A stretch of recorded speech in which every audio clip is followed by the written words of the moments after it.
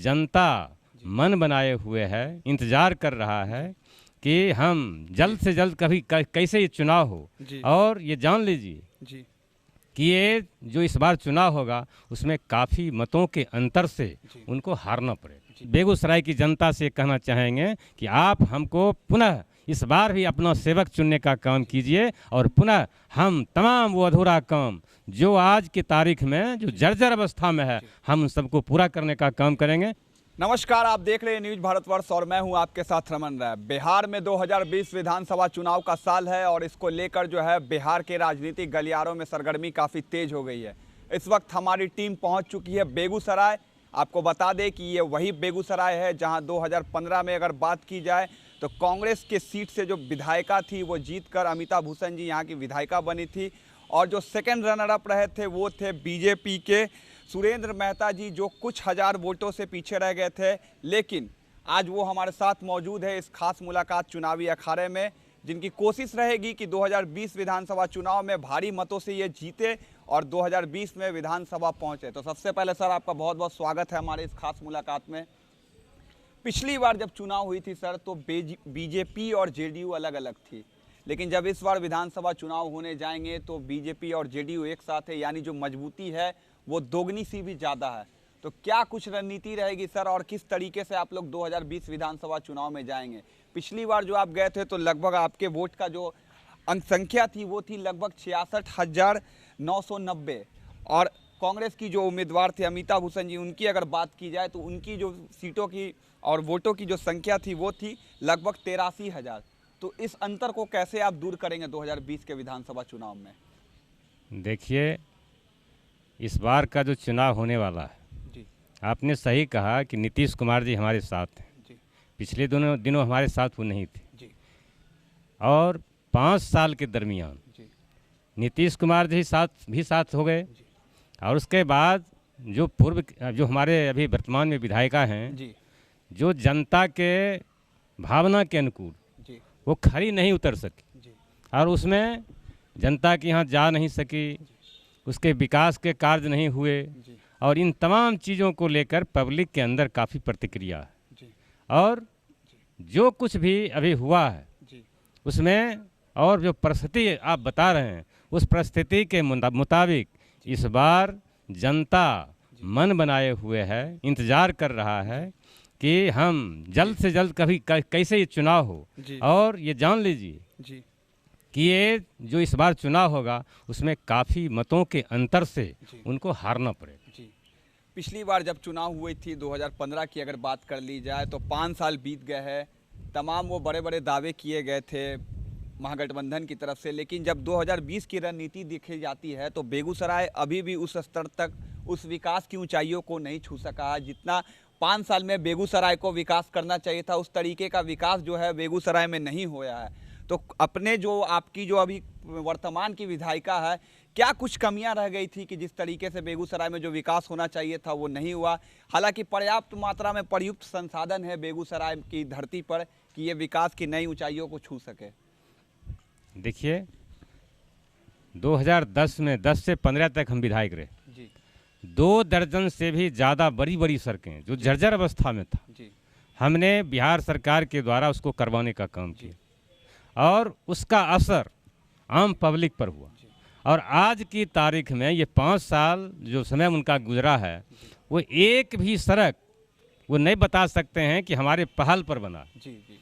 और सभी सड़कें बेगूसराय विधानसभा की तमाम बड़ी बड़ी सड़कें जर्जर अवस्था में पड़ा हुआ है, नर्क से भी ज़्यादा बदतर बना हुआ है। इसी का प्रतिक्रिया उनको इस खामियाजा उनको भुगतना पड़ेगा। पूर्व में भी आप विधायक रह चुके हैं, जैसा कि आप बता रहे बीजेपी के टिकट से कुछ कमियां आ गई थी बिहार के एनडीए गठबंधन में जिसके कारण आपके रास्ते अलग हो गए, लेकिन अब इस बार फिर से आप लोग एक साथ हैं और 2020 में काफ़ी मजबूती से जाएंगे। तो क्या रोड मैप रहेगा एनडीए का बिहार में लेकर और आपकी जो सीट है बेगूसराय इसके लिए क्या रोड मैप रहेगा? क्योंकि 15 के विधानसभा चुनाव में देखा गया कि अधिकतर जो विधायक थे वो जेडीयू से चुनकर आए, लेकिन इसकी बात अगर तुलना की जाए 2019 लोकसभा चुनाव की तो जो गिरिराज सिंह यहाँ से जीत कर आए थे उनके जो वोट का परसेंटेज था वो काफ़ी ज़्यादा था, यानी महागठबंधन की अपेक्षा बात की जाए तो वोट परसेंटेज काफ़ी ज़्यादा था। क्या लगता है आप लोगों को, जब 20 में चुनाव होंगी तो वही वोट परसेंटेज फिर से आप लोगों के साथ आएंगे? देखिए, ये वोट गिरिराज दाग को जो लोग दिया था जी वही जनता है। एनडीए जी, एनडीए एनडीए गठबंधन की बात मजबूती कर के साथ उनके साथ हम खड़ा थे सब लोग। और आज जब बिहार विधानसभा का चुनाव होने वाला है तो वही जनता फिर एनडीए के साथ मजबूती के साथ खड़ा है। जी। विपक्ष को अगर आप देखें, महागठबंधन को देखें, कांग्रेस है, आरजेडी है और भी तमाम कुछ छोटी मोटी राजनीतिक दल है, उनके साथ पप्पू यादव भी है। किस तरीके से एनडीए गठबंधन इस विपक्ष का सामना करेगी, जबकि जो विपक्ष है लगातार सरकार की कमियों को गिनाने में लगा हुआ है, चाहे वो पटना की बात कर ली जाए, राजधानी की, या फिर बिहार के किसी भी जिले की बात कर ली जाए? देखिए, बड़े पैमाने पर पहले तो हम ये कहना चाहेंगे कि केंद्र सरकार, केंद्र में जो माननीय हमारे देश के मुखिया माननीय नरेंद्र भाई मोदी जी देश को चला रहे हैं, उनके प्रति लोगों का आकर्षण। और दूसरा चीज़ ये है कि नीतीश कुमार और सुशील कुमार मोदी जी दोनों आदमी मिलकर जो बिहार के अंदर विकास का काम किया है, जो कार्य हो रहे हैं, उससे लोग प्रभावित हैं। इसलिए बड़े पैमाने पर पूरे बिहार के अंदर, बेगूसराय ही नहीं, पूरे बिहार के अंदर बिहार सरकार के वो क्रियाकलाप से लोग खुश है और तमाम लोग एनडीए के साथ है। एनडीए मजबूती के साथ बिहार विधानसभा चुनाव में आने वाली है। मजबूती की आप बात कर रहे हैं, इसी में अगर बात कर ली जाए तो जो विपक्ष के नेता प्रतिपक्ष है तेजस्वी यादव, उनका साफ तौर से कहना है कि बिहार में जो डबल इंजन की सरकार है वो ट्रबल इंजन की सरकार है। तो क्या दिक्कतें आ रही है जनता के बीच में, किस तरीके से आप इसको देखते हैं? क्या दुष्प्रचार किया जा रहा है, या फिर विपक्ष के पास कोई मुद्दा नहीं है, कोई एजेंडा नहीं है सरकार के विरोध, जिसको लेकर ये तमाम जो राजनीतिक अटकलें लगाई जा रही है बिहार में, इसको किस तरीके से देखते हैं आप? अच्छा, इसके साक्षी तो आप लोग भी हैं। अगर तेजस्वी जी बिहार सरकार के ऊपर ये लगाते हैं कि डबल इंजन की सरकार या अन्य कोई तहमत लगा दें, लेकिन हम तो समझते हैं कि उनको बोलने का अधिकार भी नहीं बोलना चाहिए उनको। इसलिए नहीं बोलना चाहिए जो खुद जानते हैं। अभी बताइए क्या कारण है कि तेजस्वी जी बोल रहे हैं जोर जोर से, उनके पिताजी जेल की हवा खा रहे हैं। कारण क्या है? उन्होंने बिहार को लूटने का काम किया था। वो किसी अगर कोई नहीं पकड़ाता है तो अलग बात, ये डायरेक्ट पकड़ाए हुए हैं, सजा हो गया है और उनके पिताजी जेल में हैं, फिर उनको बोलने का कोई राइट है? क्या विपक्ष पर वो दावा करेंगे? क्या विपक्ष पर वो तोहमत लगाएंगे? और चेहरे की बात करी जाए तो चेहरा भी नहीं है बिहार के पास कोई। अगर विपक्ष की बात की जाए तो विपक्ष के पास कोई चेहरा नहीं है। ऐसे एनडीए गठबंधन के पास जैसे नीतीश कुमार का चेहरा है, केंद्र की बात कर ले तो मोदी जी का चेहरा है। विपक्ष ना बिहार में दिखता है ना फिर देश की राजनीति में दिखता है।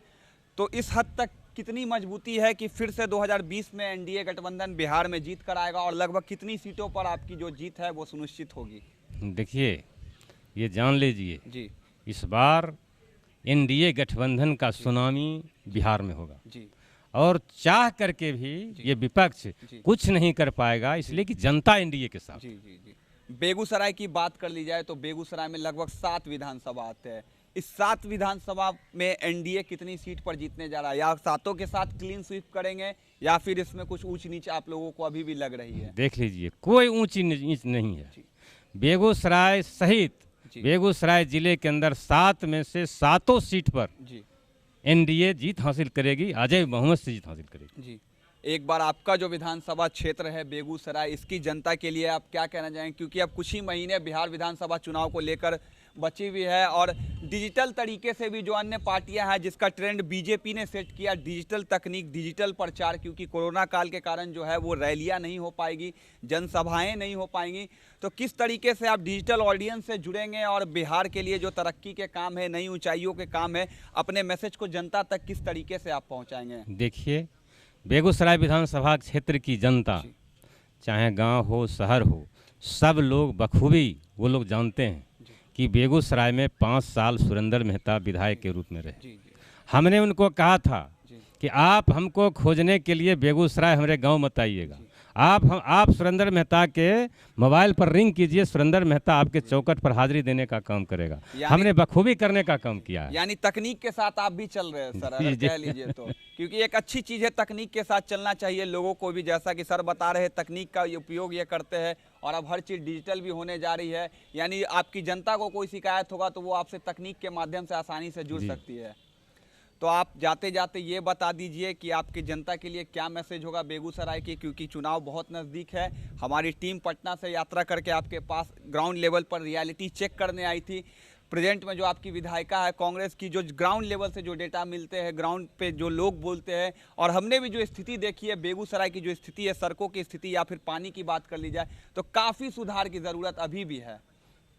देखिए, हम बेगूसराय की जनता से यही कहना चाहेंगे कि आपने हमको 5 साल देखने का काम किया है, और हम पुनः बेगूसराय की जनता से कहना चाहेंगे कि आप हमको पुनः इस बार भी अपना सेवक चुनने का काम कीजिए, और पुनः हम तमाम वो अधूरा काम जो आज की तारीख में जो जर्जर अवस्था में है, हम उन सबको पूरा करने का काम करेंगे। हम आपके हक और हकूक़ की और अधिकार की लड़ाई लड़ने का काम करेंगे, और पुनः 5 साल जो हम काम किए फिर उससे भी बढ़ चढ़ करके आपका काम करने का काम करेंगे। चलिए, बहुत बहुत शुक्रिया सर। तो ये आप सुन रहे थे सुरेंद्र मेहता जी, जो कि बीजेपी के नेता है बेगूसराय सीट से, जिनका साफ तौर पे कहना है कि 2020 विधानसभा चुनाव में जो एनडीए गठबंधन है वो काफ़ी मजबूती से लड़ेगा। और इस बार आपको बता दें कि एनडीए गठबंधन में आप जानते हैं जैसा कि बीजेपी के साथ साथ जेडीयू दोनों की अलायंस है, और जो मजबूती है वो काफ़ी ज़्यादा हो गई है पहले से। ऐसे में इन्होंने साफ तौर पे बताया कि जो विपक्ष है, विपक्ष के पास कोई चेहरा नहीं है, विपक्ष के पास कोई मुद्दा नहीं है, और 2020 में फिर से बिहार में एनडीए की सरकार आएगी। और जो विपक्ष जो हुंकार भर रहा है जीत का, जो उनकी सीटें हैं वो 20 से 25 पर सिमट के रह जाएगी, जिस तरीके से ये बता रहे हैं। आने वाला समय क्या कुछ कहेगा, किसकी जीत होगी किसकी हार होगी, ये कुछ महीनों में आगे चलकर साफ हो जाएगा, और बिहार में किसकी सरकार बनेगी ये भी आगे चलकर साफ हो जाएगा। तब तक के लिए बने रहे न्यूज़ भारतवर्ष से रमन राय, बेगूसराय।